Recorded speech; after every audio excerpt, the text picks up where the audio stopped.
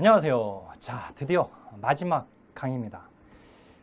우리 지금 기나긴 강의를 지금 계속 들어서 여기까지 우리 오신 선생님들 모두 다 너무나 잘 하셨다고 제가 칭찬해 드리고 싶고, 그 다음 이제 이렇게까지 공부를 했으니까 당연히 합격을 해야 하는 겁니다. 이제 기본 심화이론 강의까지 들었는데 이게 그 시험 결과가 안 좋으면 안 된단 말이죠. 당연히 무조건 합격을 해야 돼요. 그래서 일단 기본 심화이론 강의를 우리가 1회 독을 했잖아요. 어떻든 그러니까 강의로 일단 1회 독을 했는데, 아마 각자 이제 또 개별적으로 복습하면서 회독수를 더 추가시켰을 테지만, 설사 강의만 쭉 들어오느라고 복습을 못했다 하더라도 이제는 우리 선생님들이 해야 할 것은 핵심 이론 강의로 바로 넘어가면 됩니다.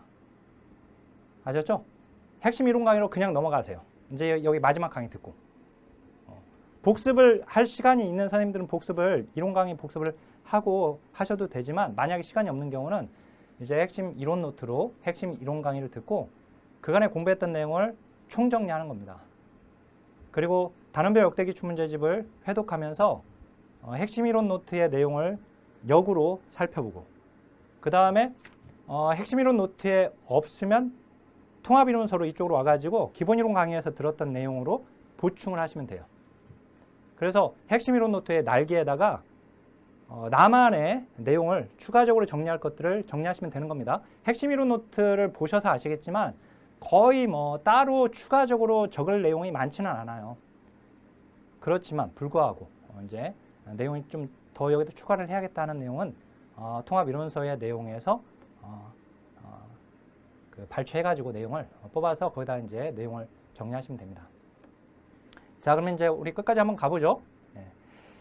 자, 이제 그 정신건강 증진 및 정신질환자 복지 서비스 지원에 관한 법률입니다. 이게 가장 최근에 나온 것은 21회 때 문제가 나왔네요. 11회 시험까지 나오고 그 다음부터 계속 안 나오다가 21회에서 시험에 나왔던 겁니다. 먼저 그 기본 이념이에요. 기본 이념에서 1항부터 9항까지 있지만 제일 중요한 것은 7번에 보면, 5번에 보면 5항에 자신의 의지에 따른 입원, 입소가 권장되어야 한다. 즉 자의 입원 등이 권장되어야 한다는 거. 알았죠? 보호자에 의한 입원이 권장되어야 한다. 그러면 안 되고 자의 입원. 그래서 7번에도 보니까 7항에도 보니까 자기결정권을 존중한다라고 되어 있습니다. 그죠?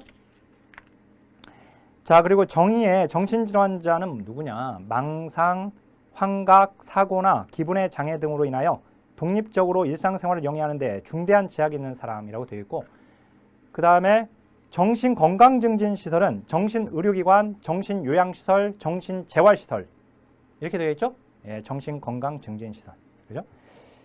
자, 그 다음에 7조에 보니까 국가계획을 수립하는데요. 기본계획 수립하는 걸 누가 하죠? 보건복지부 장관이 5년마다 이거 당연히. 자, 10조 실태조사 이거 5년마다입니다. 여기. 다만 수시로 실태조사를 할 수도 있다라고 되어 있어요. 그죠? 물론 이제 그 사항에도 보니까 장애인복지법에 따른 장애 실태조사와 함께 실시할 수도 있다라고 되어 있습니다. 필요한 경우에. 자, 14조. 제가 정신건강의 날은 나올 가능성이 있다라고 했어요. 10 곱하기 10은 100. 100세까지 정신건강. 10월 10일입니다. 그거 기억하시고. 그 다음에 15조. 보건복지부 장관은 정신건강복지센터를 설치 운영할 수 있다. 시도지사는 광역정신건강복지센터를 설치 운영할 수 있다. 시장군수구청장은 기초정신건강복지센터를 설치 운영할 수 있다. 그죠? 자, 그 다음에 거기 8항에 보니까요. 긴급전화 설치를 보건복지부 장관, 시도지사, 시장군수구청장이 긴급전화를 설치 운영하여야 한다라고 되어 있네요. 여기는 물론 이제 이거 나온 적은 없지만 우리 이제 아동과 노인의 경우에는 중요한 내용이었는데, 그 다음에 정신건강 전문요원이 나와요.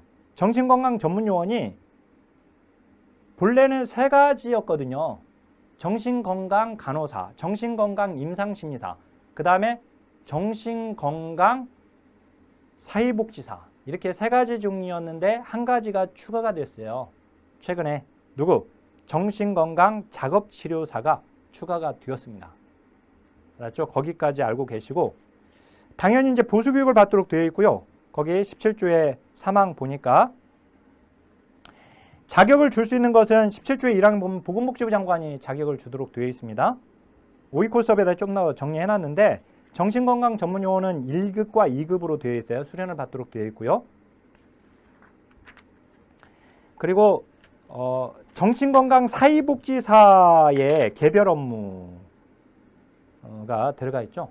개별 업무. 근데 요거는 일단 출제가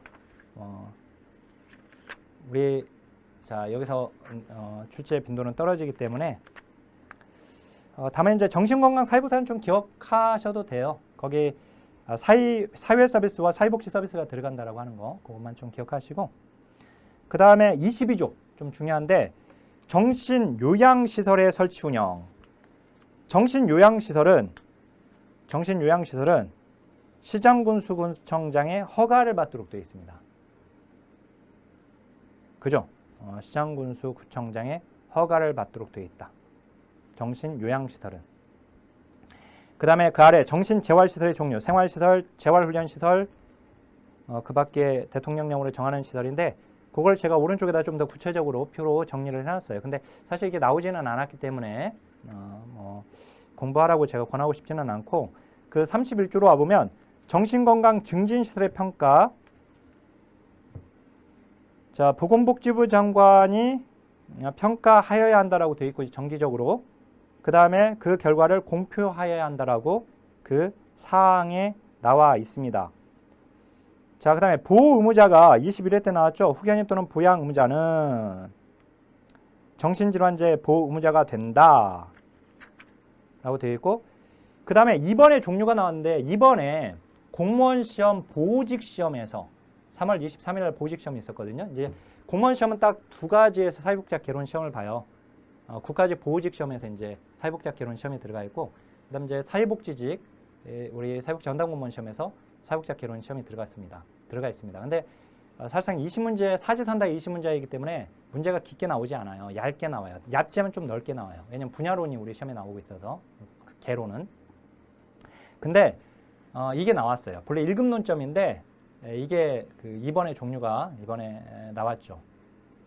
정신건강 사회복지사에 의한 입원 뭐 이렇게 해가지고 그게 이제 말도 안 되는 건데 그게 틀리게끔 나왔는데 거 보면 이제 자의 입원, 동의 입원, 보호 의무자의 입원, 그 다음에 44조에 보니까 시장군수 구청장의 입원이라고 되어 있죠. 우리 1급 시험에서는 이미 이게 나왔었는데요. 이게 9회 때 나왔잖아요. 9회 표기되어 있죠. 입원의 종류에 해당되지 않는 걸로 시도지사에 의한 입원이라고 해서 9회 시험에서 틀리게 이게 나왔었어요. 이미. 근데 이게 공무원 시험에 한 번도 안 나왔었는데 이번 2024년 3월 23일 보직 시험에서 입원의 종류가 이번에 나왔거든요. 응급 입원이고 50조. 자, 이렇게 입원의 종류가 나와 있고요. 그 다음에 거기 53조에 정신건강심의위원회의 설치 운영이라고 되어 있죠. 그래서 시도지사와 시장군수구청장은 시도지사 소속으로 광역정신건강심의위원, 시장군수구청장 소속으로 기초정신건강심의위원을 둔다. 그죠? 자, 여기는 뭐 조문이 많지 않습니다. 이제 사회복지 공동모금회법은 우리가 지역사회복지론에서 이걸 건드렸었습니다. 그죠? 근데 이번에 자 여기서 한 문제가 나왔는데 우선은 보건복지부 소관부처이고요. 이게 2019년 1월 15일 날 일부 개정되고 2019년 1월 15일 날 시행된 게 시행되고 난 이후에 이제 그 뒤로는 개정 사항이 없었습니다. 자, 그래서 목적 있고 기본 원칙, 그 다음에 사회복지 공동모금회 설립, 사회복지 법인으로 한다라고 되어 있고 모금회는 정관을 작성하여 보건복지부 장관의 인가를 받아 등기함으로써 설립된다. 이번에 이게 틀린 문장으로 나왔죠. 그 다음에 5조의 사업 내용 나와 있고 임원 자, 이거 우리 이미 지역사회복지론에서 다뤘던 겁니다. 사무조직도 있고 분과실행위원회, 지회관리, 재원, 기부금품 모집, 연중 기부금품 모집, 집중모금 다 가능한 것이고 18조에 보면 그 다음에 18조에 복권의 발행, 보건복지부 장관의 승인을 받도록 되어 있죠. 그 다음에 이제 모금창구의 지정, 언론기관을 모금창구로 지정하고 지정된 언론기관의 명의로 모금 계좌를 개설할 수 있다라고 하는 거. 자, 배분 기준 매년 8월 31일까지 공고하도록 되어 있습니다. 자, 그 다음에 쭉 안 나왔고 27조 기부금품의 지정 사용. 기부금품의 기부자는 배분 지역 그리고 배분 대상자 또는 사용 용도를 지정할 수 있다. 그죠? 회계연도는 정부 회계연도와 동일하게 1월 1일부터 12월 31일까지입니다. 그죠? 유사명칭 사용 금지하도록 되어 있고요. 그 다음에 모금회의 기부금품 모집에 필요한 비용과 모금회 관리 운영에 필요한 비용을 보조할 수 있다. 누가? 국가와 지방자치단체가. 그 다음에 재단법인, 민법 중 재단법인에 관한 규정을 준용하는 거죠. 사단법인이 아니라. 자, 그 다음에 입양특례법인데요. 그 입양특례법은 5회 9회 때만 2번 나왔잖아요. 근데 거 보면 제 연역에 5번 봐보세요. 2023년 7월 18일 날 이게 전부 개정됐어요.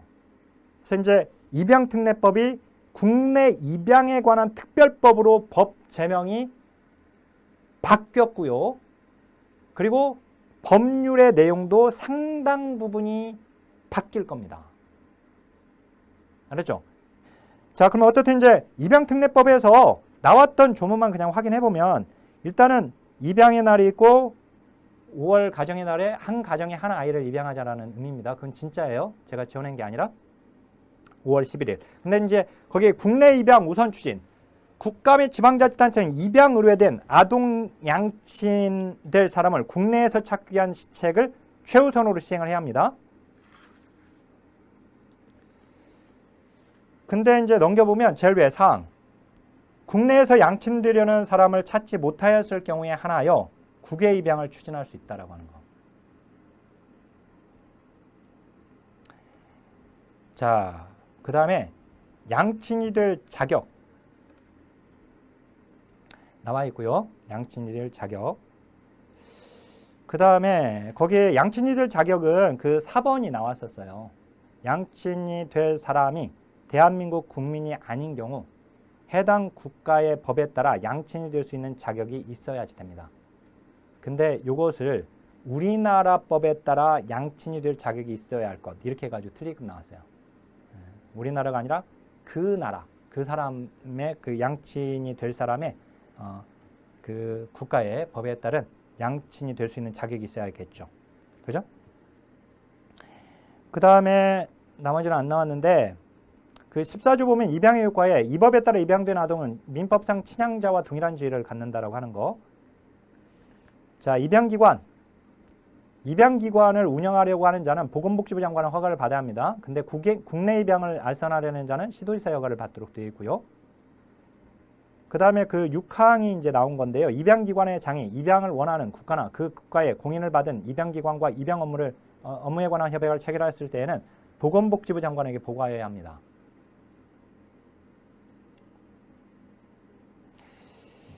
자, 그 다음에 입양기관의 의무, 그 다음에 가족관계 등록 창설, 입양기관의 장은 가족관계 등록 창설 절차를 거친다. 사후서비스 제공은 입양기관의 장은 입양이 성립된 후 1년 동안 자, 국외 입양 사후 관리에 관한 내용, 방법 등을 구체적으로 대통령으로 정해한다. 그러니까 이제 본래는 이제 국내 입양은 입양이 성립되는 1년 동안은 사후 관리를 하도록 되어 있어요. 근데 이제 국외 입양의 경우에는 따로 뭐 1년이라고 이렇게 되어 있지 않습니다. 왜냐면 이제 그 해당 나라와 이제 어떻게 협약을 하느냐에 따라서 달라질 수 있는 것이죠. 자, 넘기겠습니다. 이게 끝이에요. 이게 나온 조문 다예요. 이게 다고. 그 다음에 장애, 노인, 임산부 등의 편의 증진 보장에 관한 법률, 이것도 3회 7회 때 나왔잖아요. 일단은 편의시설, 이 법률 많이 들어보셨을 거예요.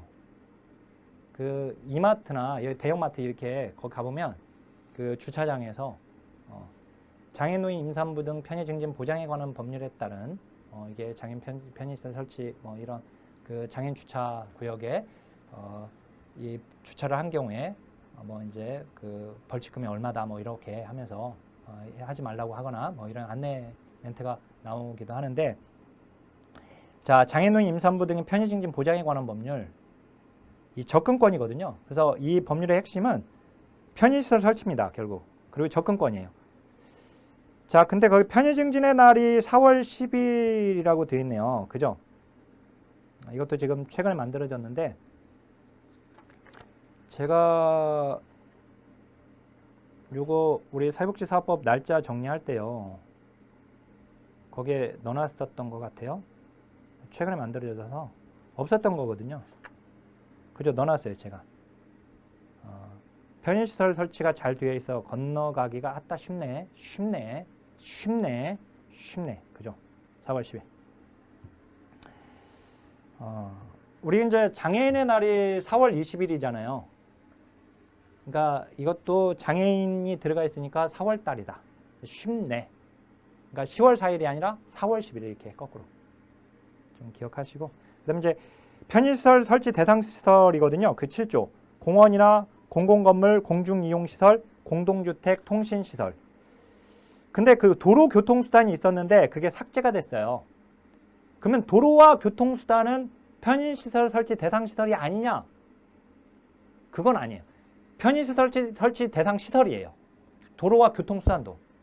알았죠? 다만 장애노인 임산부 등의 편의 증진 보장에 관한 법률에 의한 편의시설은 아니에요.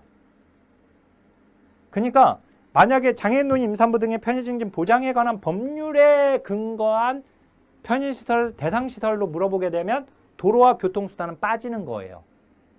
알았죠? 근데 그냥 편의시설 설치 대상 시설로 물어보게 되면 그때는 도로와 교통수단도 포함되는 겁니다. 자, 농어촌은 5회 때 한번 나왔거든요. 근데 이것도 문제는 한번 풀어보세요. 근데 자, 여기에 다시 나올 가능성은 좀 많이 희박합니다. 그래서 나온 문제 한번 풀어보면서 거기 제4장에 있는 내용이 출제가 되었었습니다. 자, 그 다음에 식품기부 활성에 관한 법률인데 이것도 사회 6회 때 나왔잖아요. 이 푸드뱅크 푸드마켓과 관련된 법률인데 여기서는 이제 논점이 기부식품 등 모집 및 제공에서 제공자 사업자는 기부식품 등을 모집하거나 제공함에 있어 선량한 관리자로서의 주의 의무를 다하여 기부식품 등을 안전하게 취급해야 하는데 6조에 보니까 무상으로 제공해야 한다. 그죠? 제공자 사업자는 이용자에게.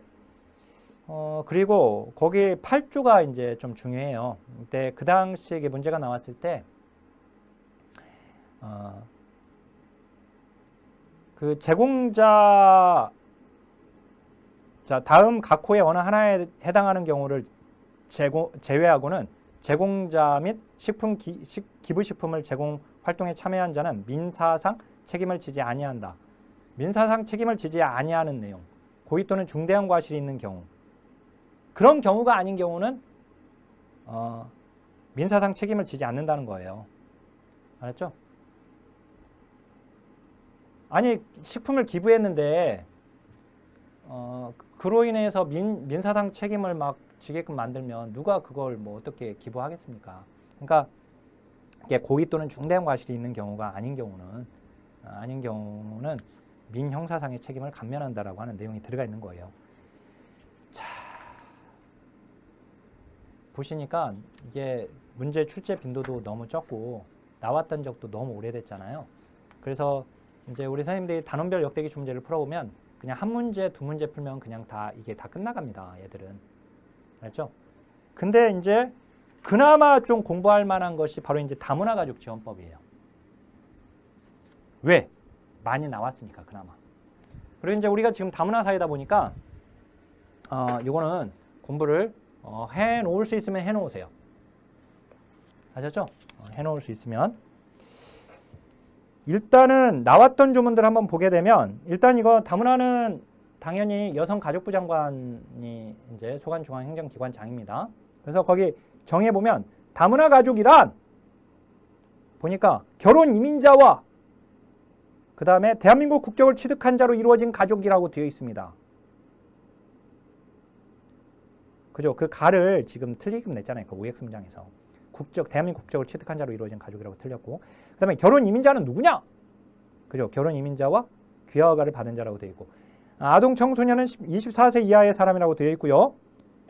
그 다음에 그 3조에 특별시, 광역시, 그래야 이제 시군구 다문화 가족 지원을 담당할 기구와 공무원을 두어야 한다라고 되어 있습니다. 자, 3조의 2, 여성가족부 장관은 5년마다 수립해야 한다. 그죠? 어차피 기본계획은 5년마다인데 여기서 중요한 거 여성가족부 장관을 보건복지부 장관이라고 바꿔버리면 안 된다라고 하는 거 조심하시고, 그리고 이 기본계획에 포함될 내용 중에서 그 4번이 나온 것이고요. 3항 여성가족부 장관은 기본계획을 수립할 때 미리 관계중앙행정기관의 장과 협의하도록 되어 있습니다. 그리고 기본계획은 다문화 가족 정책위원회 심의를 거쳐 확정한다. 제가 정책조정위원회는 국무총리 소속이라고 했거든요. 근데 여기서는 다문화 가족이니까 다문화 가족 정책조정위원회라고 되어 있지 않고 다문화 가족 정책조정을 빼고 위원회라고 되어 있어요. 근데 이건 국무총리 소속이에요, 걔가. 알았죠? 그게 이제 국무총리 소속인데, 그 아래 3조의 사에 보면 1항이 보니까 국무총리 소속으로 다문화 가족 정책위원회라고 되어 있습니다. 조정이 들어가 있지는 않죠. 그렇지만 이건 국무총리 소속이다. 아동정책 조정위원회, 장애인정책 조정위원회, 얘들은 다 국무총리 소속인데 다문화 가족 정책 조정위원회가 아니라 다문화 가족 정책위원회라고 되어 있지만 얘는 국무총리 소속이다. 알았죠? 네, 기억하시고요. 자, 그다음에 실태조사. 많이 나왔네요. 그죠? 4번이나 나왔어요. 여성가족부 장관은 3년마다 실태조사 실시한다. 자, 다문화 가족에 대한 이해 증진에 국가와 지방자치단체 다문화 이해 교육을 실시하고 홍보 등 필요한 조치를 하여야 한다라고 되어 있습니다. 생활정보 제공 교육 지원도 있고요. 그 다음에 거기에 이제 또 넘겨서 평등한 가족관계 유지를 위한 조치도 있죠. 그죠? 가정폭력 피해자에 대한 보호 지원. 국가와 지방자치단체는 다문화 가족 내 가정폭력 예방을 위하여 노력하여야 한다. 의료 및 건강관리를 위한 지원 나와 있어요. 그죠? 자, 그 다음에 아동 보육 교육. 국가와 지방자치단체는 아동 보육 교육을 함에 있어서 다문화 가족 구성원인 아동을 차별하여서는 아니 된다. 11조 다국어에 의한 서비스 제공 나와 있고, 자, 11조의 2 다문화 가족 종합정보 전화센터의 설치 운영. 여성가족부 장관이 다국어에 의한 상담 통역 서비스 등을 결혼 이민자 등에 제공하기 위하여 다문화 가족 종합정보 전화센터를 설치 운영할 수 있다. 이 경우 외국어 서비스를 제공하는 긴급전화센터와 통합하여 운영할 수 있다. 그죠? 이거 지금 안 나왔지만 좀 알고 계시고, 그 다음에 다문화 가족 지원센터 국가 지방자치단체가 설치 운영할 수 있다고 되어 있네요. 그죠? 그 다음에 이제 이런 경우에 법인이나 단체에 위탁할 수 있다고 되어 있고요. 그 다음에 이 지원센터에서 하는 업무 중에서 결혼 이민자 등에 대한 한국어 교육, 이게 18회 때 나왔어요, 이게. 자, 나머지는 안 나왔죠. 자, 넘겨보세요. 14조의 2 다문화 가족 자녀에 대한 적용 특례. 다문화 가족이 이혼 등의 사유로 해체된 경우에도 그 구성원이었던 자녀에 대해서는 이 법을 적용한다. 그죠? 끝났어요. 몇 개 안 되잖아요, 나온 조문이. 물론 이제 우리 선생님들이 이제 공부하면은 이게 뭐 공부량이 이제 이것만 공부하는 건 아니기 때문에 많을 수 있지만 이렇게 반복해서 보시면 나왔던 조문은 많지 않습니다. 자, 그나마 이제 또 나왔던 게 가폭이에요. 그 다음에 성폭력. 성매매는 지금 3번밖에 안 나왔잖아요. 그거 넘기면 이제 성폭력이 나오거든요. 성폭력은 4번 나왔고, 그죠? 가정폭력은 여러 번 나왔네요. 그럼 끝나요. 여기까지. 그리고 나머지는 건강가정기본법이 지금부터 한 번 나왔고, 그 다음에 기타 사회복지 서비스법에서 나오지 않은 법률들이에요.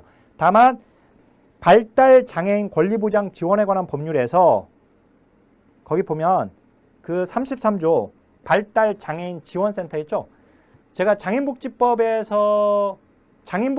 근거하여 설치 또는 설립한 것이 아닌 것은 문제가 나왔었다고 했거든요. 그때 이 발달장애인 지원센터를 집어넣어서 틀리게 끝냈어요. 알았죠? 근데 사실 이제 발달장애인 권리보장 지원에 관한 법률이 별도로 있었다는 걸 알고 있었다면 당연히 정답을 쉽게 고를 수 있었던 문제였기 때문에 그리 어려웠던 문제는 아닌데, 그러니까 그렇게 간접적으로 나왔죠. 장애인복지법이 나올 때. 그렇기 때문에 기타 이제 뭐 사회복지 서비스법에서 발달장애인, 노숙인만 제가 넣어놨는데 이건 뭐 사실 공부하지 않아도 됩니다.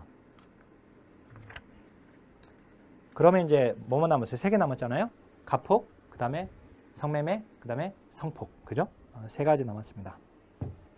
일단 가폭을 보게 되면 가정폭력 방지법에서 거기 아동을 18세 미만의 아동으로 보고 있습니다. 18세 미만이자 동일하네요. 아동복지법과. 그 다음에 이제 국가 등의 책무에서 국가와 지방자치단체는 가정폭력 예방방지와 피해자 보호 지원을 위하여 다음과 같은 조치를 취하여야 한다라고 되어 있는데, 그 중에서 2번에 가정폭력 예방과 방지를 위한 조사, 연구, 교육, 홍보가 5회 때 나온 적이 있습니다. 그 다음에 실태조사는 이거 다 여성가족부예요. 다문화, 가폭, 성폭, 성매매 다 이거 여성가족부거든요. 여성가족부 장관은 3년마다 라고 되어 있습니다. 가정폭력 예방교육의 실시. 자, 거기 이제 4조의 2에 OX 문장 봐보세요. 국가인권위원회 위원장 이렇게 하면 안 된단 말이에요. 실태조사는 중앙행정기관 장관이 하는 거예요. 장관이. 알았죠? 그런 논점만 그냥 알고 있어도 그렇게 막 뭐 무슨 국가인권위 위원장 이런 건 집어넣으면 틀린 줄 우리가 알 수 있죠. 가정폭력 예방교육의 실시. 국가기관, 지방자치단체 및 초, 중등교육법에 따른 각급 학교의 장, 그 밖에 대통령령으로 정하는 공공단체의 장은 가정폭력 예방과 방지를 위하여 필요한 교육을 실시하고 그 결과를 여성가족부 장관에게 제출하여야 한다. 그죠? 자, 넘겨서 아동 취약 지원입니다. 국가나 지방자치단체는 피해자나 피해자가 동반한 가정 구성원이 아동인 경우 주소지 외 지역에서 취약할 필요가 있을 때에는 그 취약이 원활히 이루어지도록 지원해야 한다. 그죠? 국가나 지방자치단체가 하는 일이네요. 아동의 취약 지원. 그 다음에 이제 긴급전화 설치네요. 누가? 여성가족부 장관과 시도지사가 하도록 되어 있네요. 여기는 또. 그죠? 긴급전화가 아동복지법에서는 지방자치단체가 한다라고 되어 있고, 노인복지법은 국가와 지방자치단체가 한다고 그러고 있고. 그죠? 근데 지금 여기 가폭의 경우에는 여성가족부 장관 시도지사가 긴급전화 설치 운영해야 한다고 되어 있습니다. 이 경우 외국어 서비스를 제공하는 긴급전화센터를 따로 설치 운영할 수 있다고 되어 있습니다. 그죠? 그러니까 OX 문장의 시도지사는 이렇게 해도 맞는 거죠. 여성가족부 장관 또는 시도지사라고 했으니까. 그 다음에 상담소의 설치 운영. 국가나 지방자치단체 가정폭력 관련 상담소를 설치 운영할 수 있다. 근데 상담소는 외국인, 장애인 등 대상별로 특화하여 운영할 수 있다. 그죠? 상담소의 업무. 가정폭력을 신고받거나 이에 관한 상담에 응하는 일. 피해자 등을 임시로 보호하고, 그 다음에 인도받은 피해자 등의 임시보호, 그 다음에 가정폭력 예방과 방지에 관한 교육 홍보도 하네요. 17회 때 또 나왔고. 그 다음에 이제 7조 보호시설의 설치. 국가나 지방자치단체가 보호시설 설치 운영할 수 있는데, 이제 사회복지법인 그리고 그 밖에 비영리법인은 시장군수구청장의 인가를 받아야 하네요.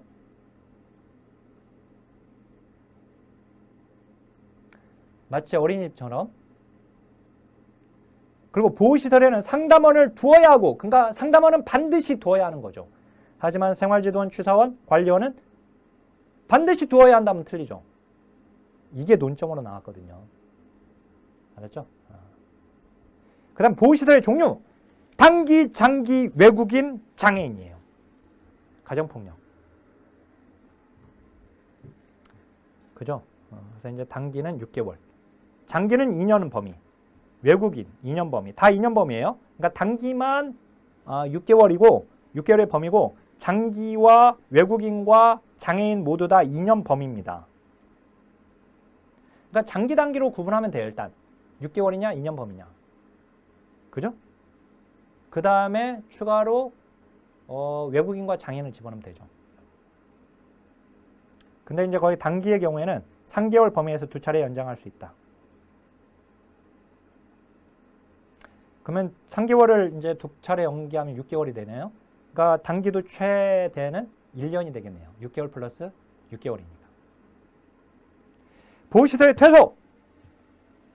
이거 조심해야 돼요. 뭐냐면 그 입소자가 다음과 같은 경우에 해당하는 경우 퇴소를 명할 수 있다고 되어 있어요. 근데 우리가 보통 거짓이나 그거밖에 부정한 방법으로 하면 반드시 하여야 한다. 퇴소를 시켜야 설립을 취소해야 한다. 이렇게 되잖아요. 그런데 보호시설의 퇴소의 경우에는 퇴소를 명할 수 있다고 되어 있어요. 거짓이나 그밖에 부정한 방법으로 입소했다 하더라도. 알았죠? 왜냐면은 이게 가정폭력은 이게 솔직하게 말하고 입소하기가 어려운 경우도 있단 말이에요.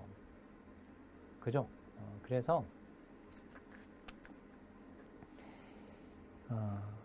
자, 8조 보호시설의 업무. 보호시설의 업무가 13회 때 나왔네요. 다음 각호의 업무를 수행하는 숙식 제공부터 시작해가지고 또 13회 때 문제 나온 거 한번 보시면서 보고요. 그 다음에 이제 8조의 3 가정폭력 관련 상담원의 교육훈련 시설 국가나 지방자치단체가 설치 운영할 수 있다고 되어 있습니다. 맞는 문장으로 나왔고요. 그 다음에 9조 피해자 의사 존중 의무 상담소나 보호시설의 장은 피해자 등이 명시한 의사에 반하여서 보호를 할 수는 없습니다. 경비에 보조할 수 있다고 하는 게 나왔고 치료보호 그 치료보호는 그 2항에 보면 치료보호에 필요한 일체 비용은 가정폭력 행위자가 부담한다는 거. 자, 그 다음에 성매매 방지 및 피해자 보호 등에 관한 법률입니다. 요거 지금 8, 9, 15회 때 3번밖에 안 나왔는데요. 일단 나온 것에서 그 지원시설 종류가 있고 일반 지원시설에서의 업무가 8회 때 나왔었네요. 그죠? 이건 지금 성매매의 경우에는 일단 중요도는 좀 떨어지는 걸로 봐도 상관없습니다. 그러니까 다문화, 성폭과 가폭, 가폭과 성폭 이건 이제 좀 보시되 여기는 만약에 공부할 거면 나왔던 거기 11조 그 다음에 19조 성매매 방지 중앙지원센터의 설치 국가가 하도록 되어 있고요. 그 다음 이제 성폭으로 갈게요. 그냥 바로. 성폭을 보면 성폭은 이제 그 2024년 4월 19일 날 개정 시행된 게 있네요. 이게 이제 가장 최근에 이제 개정 시행된 건데 일단 국가 등의 책무 그 다음에 실태조사 3년이고요. 나오지는 않았지만 그 다음에 7조에 이해 보니까 피해자에 대한 법률 상담 국가는 피해자에 대하여 법률 상담과 소송 대리 등의 지원을 할 수 있다. 피해자에 대한 불이익 처분의 금지 누구든지 피해자 또는 성폭력 발생 사실을 신고한 자를 고용하고 있는 자는 성폭력과 관련하여 피해자 또는 성폭력 발생 사실을 신고한 자에게 다음 각호의 어느 하나에 해당하는 불이익 조치를 하여서는 아니어야 된다. 나머지 안 나왔고요. 넘겨보세요.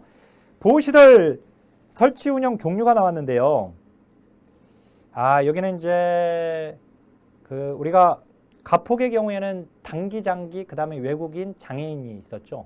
근데 여기는 지금 보니까 일반 보호시설, 장애인, 외국인은 들어가 있고 그 다음에 특별지원보호, 그 다음에 자립지원 공동생활시설, 그 다음에 장애인 자립지원 공동생활시설이 있네요. 그죠? 성폭력 피해자 보호시설에. 근데 이제 성폭력 피해자 보호시설에 이제 상담지원시설을 집어넣어서 틀리끔 나온 적이 있네요. 이렇게. 보호시설에 대한 보호비용 지원할 수 있다고 되어 있고 국가 또는 지방자치단체. 그죠? 보호비용의 지원 방법 및 절차 등에 필요한 사항은 여성가족부령으로 정한다라고 하는 거. 여성가족부령을 이제 보건복지부령 이렇게 이제 틀리게끔 낼 수 있겠죠. 이런 것들 조심해야 돼요. 그 다음에 이제 보호시설의 입소. 본인이 입소를 희망하거나 입소에 동의하는 경우, 미성년자 또는 지적장애인 등 의사 능력이 불완전한 사람으로서 성폭력 행위자가 아니면 보호자가 입소에 동의하는 경우도 보호시설에 입소할 수 있습니다.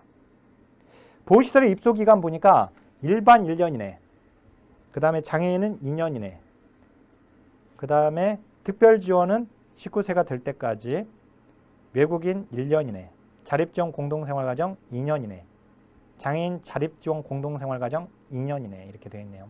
이것도 지금 15회 때 나왔는데 구체적으로 15회 때 문제 풀면서 확인하시길 바라겠습니다. 피해자 의사 존중 나와 있고, 그 다음에 성폭력 전담 의료기관의 지정.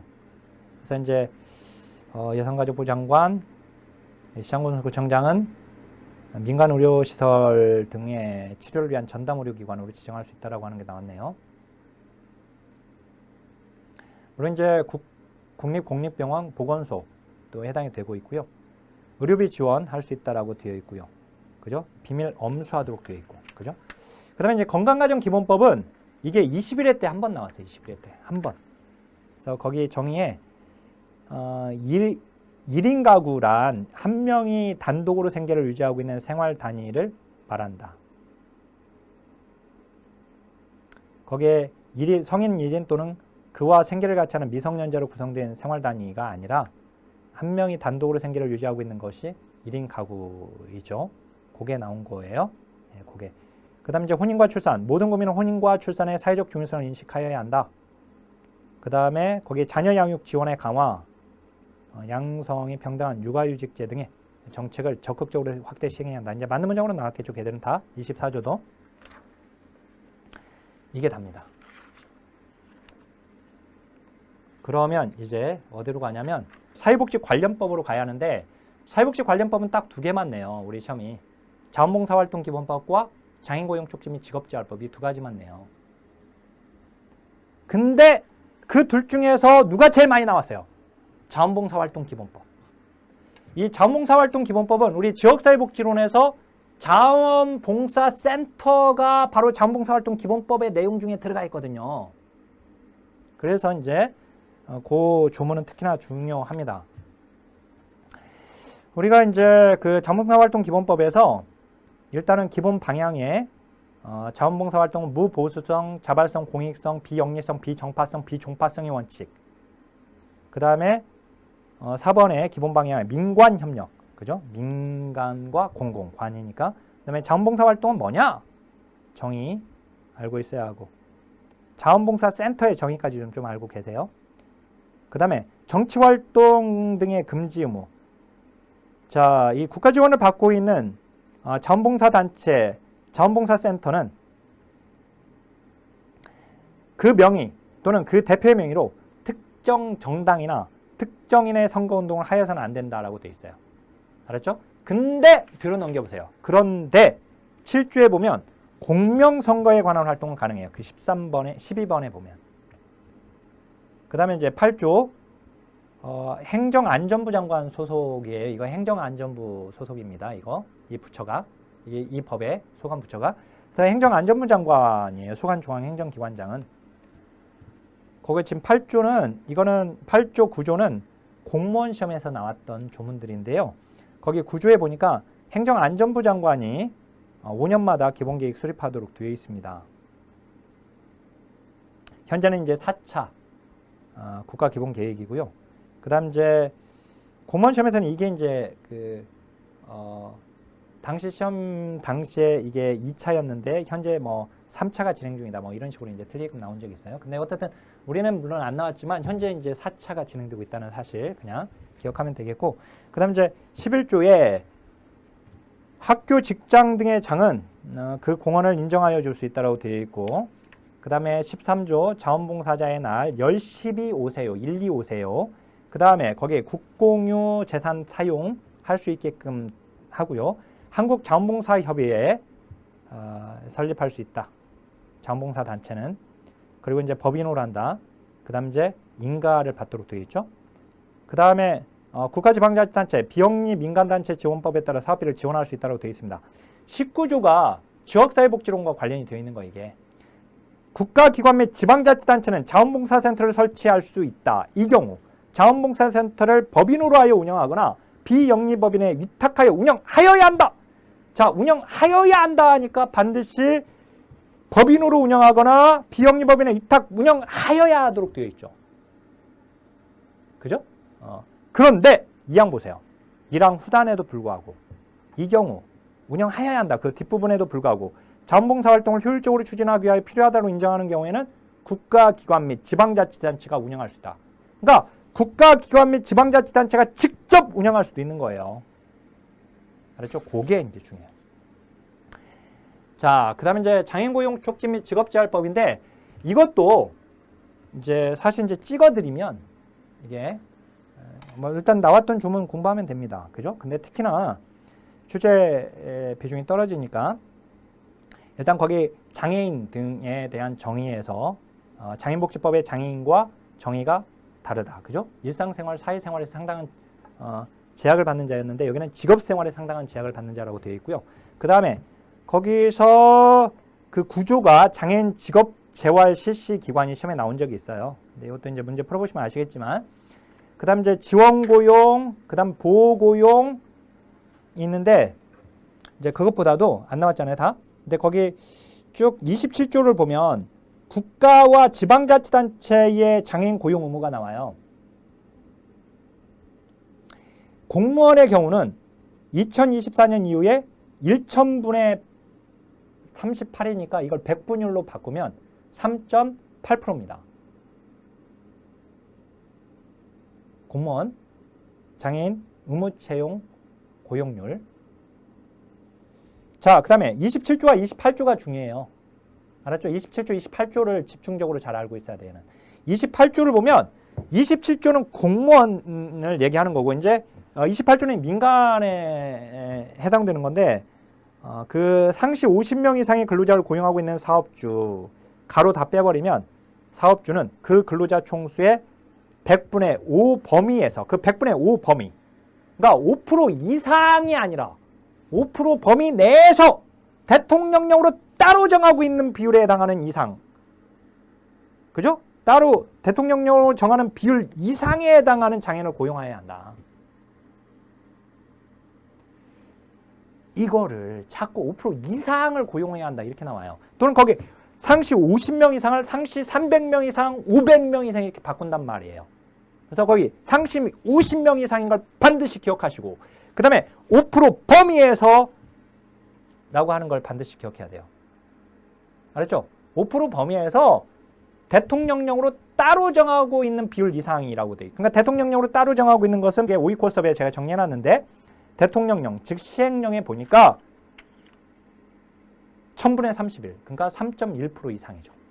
근데 3.1%가 나올 가능성은 오히려 희박하고 거기에 이제 일단 어떻든 이제 공무원은 3.8% 이상, 그다음에 이제 민간은 3.1% 이상인데, 근데 그것보다도 상시 50명 이상 근로자를 고용하고 있고, 그 다음에 100분의 5 범위에서라고 하는 거, 그죠? 그 다음에 거기에 이제 고용 장려금을 지급할 수 있는 부분, 그 다음에 사업주의 부담금 납부를 해야 한다는 거, 의무고용률을 못 미치는 사업주의 경우에. 자, 이제 진짜 마지막입니다. 자, 판례인데 판례는 무조건 한 문제가 나올 거예요, 이번에. 알았죠? 이 판례는 결정 요지가 중요해요. 그래서 결국 이제 그 결정 형식에서 이제 결론이 뭐냐, 이거의 결론이. 공익소송의 의미를 지니는 사회복지 판례. 사회복지법 관련 소송은 개인이 어떤 침해를 당해서 어떤 그 헌법소원을 제기했거나 했을 때 그 개인의 문제가 아니라 결국은 이 판결 결과는 그 법과 관련된 우리 사회복지 대상자들 모두에게 속하게 되는 말 의미로 이제 그런 측면에서 공익소송의 의미를 지니고 있다라고 하는 것이고, 제가요 핵심 이론 노트에도 아예 요약표를 하나 정리해가지고 놓았어요. 여기 지금 요약표 여기는 넣지 않았는데 핵심 이론 노트로 이제 공부할 거니까 우리는. 그래서 거기 이제 아예 요약표로 딱 정리해놨어요. 그래서 결론만 좀 알고 있으면 되는데, 물론 이제 내용을 좀 심도 있게 문제를 냈던 것들이 있긴 해요. 근데 이제 그건 기출문제 풀면서 보시고, 물론 여기에 또 정리가 되어 있으니까 우리 책에 정리되어 있는, 이론서에 정리되어 있는 내용이 다 정리는 다 되어 있습니다. 자, 그러면 먼저 일단 나온 것만 보면 우리가 국민연금 기금 관련 판례에서, 자, 거기 보니까 사건 개요에 보니까 국민연금 기금의 여유자금을 공공자금 관리기금에 강제로 예탁하도록 한 규정. 이게 뭐냐면, 우리 이제 국민연금법 공부할 때 국민연금은 우리나라 이제 적립 방식을 취하고 있기 때문에 연금 기금이 조성된다고 했습니다. 그래서 국민연금 기금을 운용하는 것과 관련된 조문이 있었죠. 그와 관련해서 국민연금 기금을 공공자금 관리기금에 강제로 예탁하는 거예요. 그 규정이 있었는데, 그 규정이, 자, 거기 이제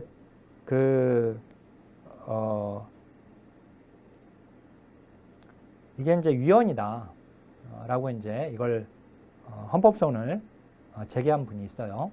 그래서 거기 그 판시사항에서 공공자금 관리기금에 예탁하도록 한 법률 규정이 위헌이냐 여부, 결론은 뭐냐면 위헌이 아니다요. 알았죠? 물론 거기 주의사항에 보면 이게 이제 지금 현재로서는 이제 강제 이게 예탁이 이제 폐지되었는데, 어떻든 이 판례로 물어보게 되는 거니까, 알았죠? 이 판례 내용에서는 위헌이 아니다.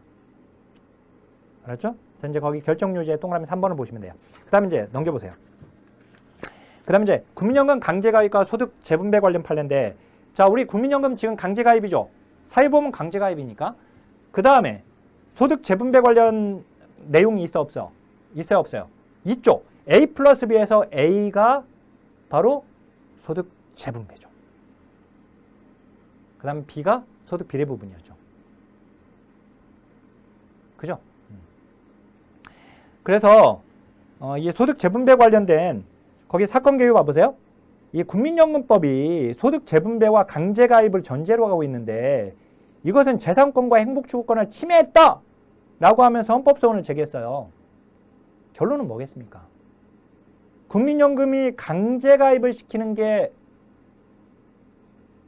재산권과 행복추구권을 침해했다라고 결론이 났겠어요? 안 났겠죠. 지금도 강제인데, 그죠? 지금도 그리고 소득 재분배 기능이 여전히 있는데, 그러니까 당연히 청구인들의 사건 심판 청구를 기각한다, 받아들이지 않는 거죠. 그죠? 그러니까 이건 위헌이 아닌 거예요, 결국은. 그래서 그 판시사항에 보면 강제가입과 소득 재분배 효과를 전제로 한 연금보험료의 강제징수는 재산권 보장 원칙에 위배되지 않는다, 이렇게 되는 거죠. 그 다음에 강제가입에 대한 국민연금 규정의 행복주권을 침해하지 않는다, 이렇게 되는 거예요. 근데 얘는 다만 지금 여러 번 나왔잖아요, 얘는. 근데 거기 결정요지 있죠. 그 내용 자체가 좀 자세히 나왔어요. 한 번. 그래서 거기 보통은 판례 문제가 어떻게 나오냐면, 문제 풀어보시면 아시겠지만, 물어봐요. 물어본 다음에 판례를, 자, 5가지 종류를 여기다 집어넣어요. 보통은 나왔던, 그간에 나왔던 판례, 알았죠? 그래서 이제 한 줄씩 넣어요. 한 줄씩 각각 판례를, 5개 판례를 조합해가지고 한 문제로 돼요. 보통은. 그렇지 않으면 아예 하나의 판례를 가지고 아예 한 문제로 나오는 경우도 있어요. 알았죠? 근데 보통은 조합해서 내요. 그래서 이렇게 조합해서 나오는 문제가 쉬워요. 한 문제로 내는 것보다. 물론 한 문제로 내는 것이 뭐 어려운 건 아닌데, 근데 이제 판례 문제에서 가장 어렵게 나왔던 문제가 바로 여기서 나왔던 문제 중에 하나였어요. 그래서 이제 거기에 제가 결정요지에 밑줄 다 쳐놨는데요. 나왔던 거, 국민연금 보험료는 조세로 볼 수 없다. 맞아요, 틀려요? 맞죠. 그죠? 왜 그래요? 사회보험료는 조세입니까? 조세 아니죠. 그죠? 사회보장성 조세죠. 조세가 아니라. 우리 정책론에서 공부했잖아요. 그거예요. 조세는 일반 조세, 일반 예산을 얘기하는 거잖아요. 사회보험료는 사회보장성 조세죠. 걔는 그냥 조세라고 하면 안 되고. 그러니까 조세로 볼 수 없다. 그죠? 그렇게 돼 있는 거죠. 결정요지에도. 그 다음에 이제 고소득자의 구매력을 강제로 빼앗아 저소득자에게 이전시키는 것이 아니므로 재산권 침해가 있다라고 할 수도 없다. 그죠? 그 다음에 이제 3번에 보니까 고소득 계층에서 저소득층으로, 근로세대에서 노년세대, 현재 세대에서 다음 세대 간의 소득 재분배 기능을 한다라고 하는 거죠. 근데 우리 시험에서 다음 세대에서 현재 세대로라고 해서 틀리게끔 아마 나온 걸로 알고 있어요. 그 부분을 바꿔서. 자, 그다음에 국민연금 가입 대상 관련 판례예요. 자, 국민연금 가입 대상이 우리 공부해서 알지만 18세 이상 60세 미만이죠. 근데 여기 18세 이상 60세 미만으로 국민으로 제한한 것이 여러 가지 권리를 침해했다라고 헌법소원을 제기했어요. 근데 이게 침해했다라고 결론이 났겠습니까? 아니죠. 왜? 지금도 18세 이상 60세 미만이에요. 지금도. 알았죠? 자, 그 다음에 국민건강보험 의무가입과 체납시에 급여 제한 관련 판례예요. 자, 그 사건 개요 보면은 이 청구인이 건강보험이 지금 이제 체납이 된 겁니다. 체납된 보험료. 그리고 이제 체납이 된 상태에서 보험급여를 완납할 때까지 보험급여를 실시하지 않는 거와 관련해서 그 판시사항 보시면 체납한 지역가입자에 대한 보험료를 완납할 때까지 보험급여를 실시하지 아니할 수 있다는 것이 기본권을 침해했는지 여부. 그 다음에 의무적으로 가입을 규정하고 임의해지를 금지하면서 보험료를 납부하게 하는 국민건강보험 규정이 재산권을 침해했는지 여부. 당연히 다 아니다로 결정합니다. 자, 그 다음에 오른쪽으로 아세요? 이게 12회 때 거 보니까 이제 산재보험법에서 대법원 판결이네요. 출장 중에 입은 재해가 업무상 재해로 인정받기 위한 조건과 관련해서 자, 이 판례는 지금 언론사 홍보 업무를 수행하던 광고 대행사 직원이 신문 기자와 새벽까지 술을 마셨어요. 만취했어요. 혼자 여관에서 투숙하다가 이제 화장실을 가려고 화장실에 들어가다가 문턱에 넘어진 거예요. 문턱에 넘어졌는데 머리를 이런 여인숙이나 이런 여관들이 이렇게 화장실 욕조를 이렇게 만들어 놓잖아요. 이렇게 그 욕조의 벽에 머리가 부딪힌 거죠. 그래서 12시간이 지나 뇌실내 출혈 등으로 입어서 이제 입은 경우입니다. 그래서 이제 이걸 업무상 재해로 볼 것인가의 문제예요. 자, 이 판례의 경우에, 이 지금 사건의 경우에 거기에서 그 2번에 보면 이 결론은 뭐냐면 이건 지금 업무상 재해로 인정이 돼요. 이 사람은. 제가 여기 요약을 해놔서 그러는데 거기 보면 이제 출장 중의 행위가 자해적 행위이거나 사적 행위일 경우에 하나의 업무 수행성을 인정할 수 없고 그와 같은 행위에 지음하여 발생한 재해는 업무 기인성을 인정할 여지가 없어서 업무상 재해로 볼 수 없다라고 할 수 있는데 근데 이거는 업무상 재해로 인정을 받아요. 이 건은. 그래서 이제 왜 그러냐면 이제 구체적으로는 이분이 이제 그 만났던 이 기자들이 평소에 알고 지내던 사람들이 아니에요. 그리고 이제 1차, 2차, 3차까지 아마 간 걸로 알고 있는데 그 결제를 개인 카드로 하지 않고 다 회사 법인 카드로 다 결제를 했어요. 그러니까 이 사람이 지금 개인 카드로 결제하지 않고 법인 카드로 회사 카드로 이렇게 결제했다는 것은 자기는 업무의 일환으로 계속 본 거죠. 알았죠? 이제 어떻든 근데 이제 여기서 중요한 건 이 업무상 재해로 인정받는 사항과 관련된 건데 그 2항. 근데 이거는 지금 우리가 산재보험법에서 다 규정되어 있는 내용이잖아요, 이게. 그죠? 그 의족파손에 따른 요양급여 청구 사건 관련 판례입니다. 자, 그 판시사항 보면 의족을 착용하고 아파트 경비원으로 근무하던 갑이 제설 작업 중에 눈을 치우다가 넘어진 거예요. 넘어지셔가지고 의족이 파손된 겁니다. 그래서 재해를 입고 그러니까 의족이 파손된 등의 재해를 입고 요양급여를 신청을 했어요. 근데 근로복지공단이 의족 파손은 요양급여 기준에 해당하지 않는다는 이유로 요양 불승인 처분을 한 거예요. 자, 근데 이게 이제 처음 나왔거든요, 문제에서. 근데 우리 선생님들이 이제 문제 푸는 요령인데, 자, 이게 그냥 한 문제로 나왔어요. 한 문제로. 알았죠? 이 판례에 관한 내용으로 옳지 않은 걸 고르시오. 이렇게 나온 거예요. 옳지 않은 거. 틀린 거. 그럼 나머지는 옳은 문장이라는 거잖아요. 하나는 잘못됐다는 거죠. 그죠? 그러면 이 사건과 관련해서 이 지금 그 요양급여로 이게 인정이 되느냐 안 되느냐 여부잖아요. 그죠? 그러니까 무슨 말이냐면 내가 요 판례에 대해서 모른다 하더라도 요양급여로 인정되는 문장이냐 아니냐로 결정하면 되는 거예요. 보니까 이 내용을 보니까 요양급여로 인정하지 않는다는 취지네? 가령. 알았죠? 얘가 보니까 여기는 지금 인정되는 걸로 되어 있어요. 그러니까 인정된다고 되어 있네 문장이. 근데 이번도 보니까 인정된다는 문장이네 취지를 보니까. 그러면 틀린 것을 고르라고 했으니까 인정되는 것이 두 문장이 나왔으면 인정되지 않는 문장이 틀리겠죠. 그럴 거 아니에요. 무슨 말인지 알겠어요? 그러면 얘도 인정된다고 돼요. 얘는 근데 인정을 않는다는 취지야. 그리고 얘도 인정된다고 돼요. 그러면 이 문장에서 잘못된 거는 인정이 안 된다고 하는 얘가 잘못된 거예요. 그러면은 내가 이건 그 결정이 어떻게 되었는지는 모르겠지만 어떻든 인정된다라고 하는 문장이 다수니까 인정됐겠죠. 그죠? 옳지 않은 것은 인정되지 않는다라고 하는 게 옳지 않은 것이 되는 거예요. 그렇게 문제를 푸는 방법도 있단 말이에요. 알았죠? 예. 그래서 이제 모르는 판례가 나온다고 해가지고 절대 주눅들지는 말자. 알죠? 주눅들면 안 돼요. 거기서 정신 바짝 차리고 끝까지 봐야 하는데, 그거 봐보세요. 이제 이 사건에서는 보면 업무상 사유로 근로자가 장착한 의족이 파손된 경우는 산재보험법상 요양급여의 대상인 근로자의 부상에 포함된다고 보아야 한다. 결론이 이겁니다. 그 이유로 이제 여러 가지를 넣어놨는데, 보니까 1번에 업무상 재해로 인한 부상의 대상인 신체를 반드시 생리적 신체에 한정할 필요는 없다. 이게 기출 지문이었거든요. 자, 이렇게 나왔어. 그러면 생리적 신체에 한정할 필요는 없다. 그러니까 의족도 대상이 되겠다. 그죠?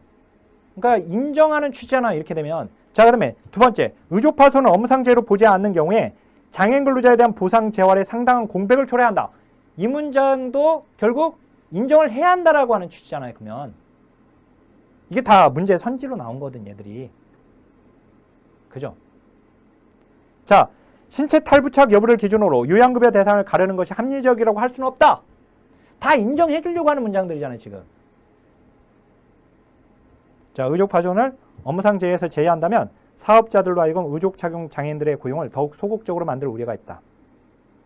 마지막으로 재근로자의 재활 및 사회복귀라는 설립 목적의 달성을 위하여 근로복지공단, 따라서 장애인 근로자를 포함한 모든 근로자의 재활을 적극적으로 지원할 의무가 있다. 자, 그 다음에 또 나왔던 판례 보겠습니다. 나머지는 쭉 안 나왔고요. 국민기초생활보장 금융거래조사 관련 판례입니다. 우리가 이제 국민기초생활보장 수급 이 급여 신청을 할 때 급여 신청자에 대해서 소득 자산 조사를 하도록 되어 있잖아요. 그러면 이제 급여 신청자에 대한 금융 거래 조사를 해야 할 거 아니에요. 그죠? 그건 당연한 것이고. 따라서 그 판시사항에 보면 근데 이제 이 급여 신청자가 금융 거래 정보 제출을 요구할 수 있도록 한 이 국민기초생활보장법 그 시행 규칙이 조문이 개인정보 자기결정권을 침해했다. 그리고 급여 신청자의 평등권을 또 침해했다. 어떻게 되겠습니까? 침해한 게 아니다로 결정이 되겠죠. 그럼 어떻게 소득 자산 조사를 어떻게 합니까? 그죠? 사회복지사업법 이제 위헌 소원과 관련해서 거기에 판시사항을 보면 그 사회복지사업법 우리 공부해서 알지만 사회복지사업법 재산에 보면 기본재산과 보통재산으로 구분하고 있죠. 그죠?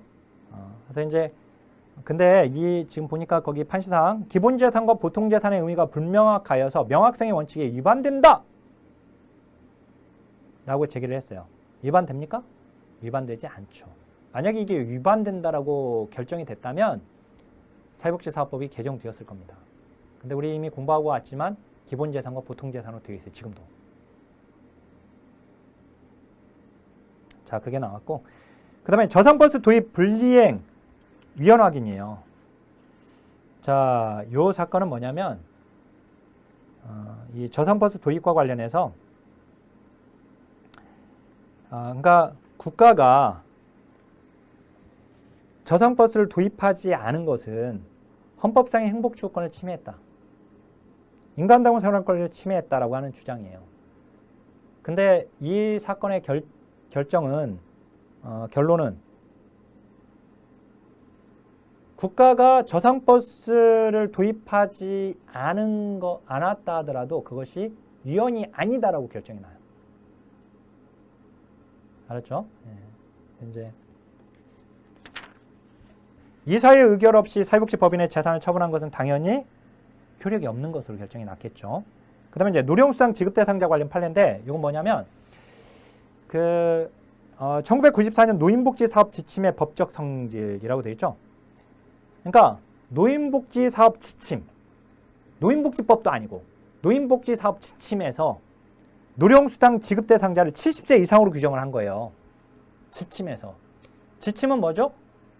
행정명령이잖아요. 행정명령. 그죠? 근데 이제 거기서 70세 이상으로 지나치게 높게 설정한 거예요. 그래서 이제 그에 대해서 위임한계를 벗어나 효력이 없다라고 주장한 겁니다. 결론은 뭐예요? 위임한계를 벗어나 효력이 없다라고 결정이 나요. 알았죠? 장애인고용 할당제도인데 우리 장애인고용 촉진 및 직업재활법 공부했잖아요. 그 의무 고용률이 있었죠. 공무원, 민간 이렇게 있었는데 자, 근데 여기서 거기에 이제 판시사항 보세요. 이렇게 기준 고용률 이상에 해당되는 장애인을 고용해야 한다라고 하는 규정은 사업주들의 행동 자유권, 경제 활동의 자유, 평등권을 침해했다. 그리고 의무 고용률을 이행하지 못한 사업주에 대해서 장애인 고용 부담금을 부담하도록 아까 있었죠. 장애인 고용 부담금을 내도록 한 그 규정 자체가 사업주의 계약과 직업 수행의 자유, 재산권, 평등권을 침해했다라고 헌법소원을 제기한 겁니다. 결론은 뭐겠어요? 침해하지 않았다라고 결정해야죠. 지금도 존재하는 겁니다. 자, 그 다음에 가산점 제도입니다. 이 군 가산점 제도 지금 폐지되었죠. 이 군 가산점 제도와 관련해서 거기 판시사항에 가산점 제도가 여성, 신체 장애자 등의 평등권을 침해했는지, 군 가산점 제도가 여성과 신체 장애자의 공무 단임권, 즉 공무원이 되어서 공무원으로서 임명될, 그러니까 일을 할 수 있는 이 공무 단임권을 침해했는지. 결론은 뭡니까? 침해했다라고 결론이 납니다. 그래서 군 가산점 제도가 이제 폐지가 된 것이고, 그 다음에 마지막이에요. 맞춤형 복지 제도인데 이거는 뭐냐면 거기 대한민국 정부가 그러니까 이제 지금 요거는 헌법소원을 제기한 사람이 누구냐면 지방 공무원이에요. 근데 이제 국가 공무원들한테는 맞춤형 복지 제도를 실시를 하고 있는데 왜 우리 지방 공무원한테는 이걸 안 해주냐? 라고 한 겁니다. 결론은 안 해줘도 된다. 이렇게 돼요. 결론은. 왜냐면은 거기 이제 결정유지 봐보세요. 피청구인 대한민국 정부에게는 이를 위한 법령규칙 등 세부 기준의 재정을 부여하고 있지 아니하므로 그 부작위를 다투는 것이 이 사건, 그러니까 국가가 하지 않는 것에 대해서 이 사건 심판 청구는 부적합하다. 그리고 그 부작위를 다투는 심판 청구 역시 부적합하다. 다툴 여지가 없다. 이렇게 된 거예요. 결국은 안 해주는 거죠. 그죠? 예. 그래서 이제, 내가 궁금한 내용들은 거꾸로 통합이론서를 가지고 얘를 백과사전으로 생각하고, 즉, 어떻든 핵심 이론 노트는 통합이론서 1, 2, 3권을 압축해서 한 권으로 정리한 것이니까. 결국 핵심 이론 노트의 해설서가 바로 통합이론서예요. 그렇죠? 그렇게 이제 활용하면 되는 거예요. 예, 그렇게 해서 설사 기본 심화 이론 강의를 1회동만 이렇게 강의만 들었지 복습을 못했다 하더라도 통합 이론서로 이제 복습하지 마시고 핵심 이론 강의를 들으면서 복습을 하시면 됩니다. 아셨죠? 그렇게 하셔야 돼요. 자, 어떻든 이제 이 기본 심화 이론 강의 들으신 선생님들 어차피 이제 핵심 이론 강의를 반드시 들을 거라고 하는 전제를 깔기 때문에 그렇게 와야 돼요. 그렇기 때문에 우리 핵심 이론 강의에서 다시 만나야 하는데, 자, 이렇게 공부하신 것들이 반드시 합격하는 데 있어서 든든한 기반을 지금 깔아 놓은 거예요. 내가 이게 다 공부한 게 어디로 날아간 게 아니라 이제 다시 이제 공부를 하면서 보면 이제 그리고 이제 실제 시험 문제를 풀 때 이렇게 공부했던 것들이 다 정답을 고를 때 도움으로 작용이 될 겁니다. 어떻든 이제 그간 고생 많으셨습니다. 자, 핵심 이론 강의에서 뵙도록 하겠습니다. 그래서 마지막으로 우리 선생님들 합격을 위한 파이팅을 하고 기본 심화 이론 강의 마지막 파이팅하고 강의를 마치도록 하겠습니다. 이 강의를 지금 그 가족분들이 그 주위에서 같이 보고 있다면 같이 옆에서 파이팅하고 같이 모두가 다 같이 파이팅하고 강의를 마치겠습니다. 자, 자, 예, 강의 마치겠습니다. 하나, 둘, 셋, 파이팅!